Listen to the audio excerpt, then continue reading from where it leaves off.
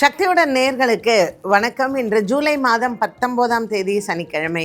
மேஷ ராசி அன்பர்களுக்கு இன்று அலைச்சல்கள் அதிகம் உண்டு. ரிஷபராசி அன்பர்களுக்கு இன்று அன்னதானங்கள் செய்வது நல்லது.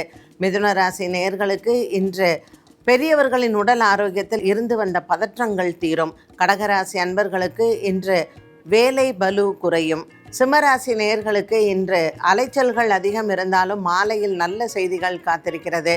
கன்னிராசி நேயர்களுக்கு நண்பர்களுக்கு உதவக்கூடிய சூழ்நிலைகள் உருவாகும். துலாம் ராசி நேயர்களுக்கு இன்று மனதளவில் இருந்து வந்த சஞ்சலங்கள் தீரும். விருச்சிக ராசி அன்பர்களுக்கு இன்று கொடுக்கல் வாங்கலில் இருந்து வந்த பிரச்சனைகள் தீரும்.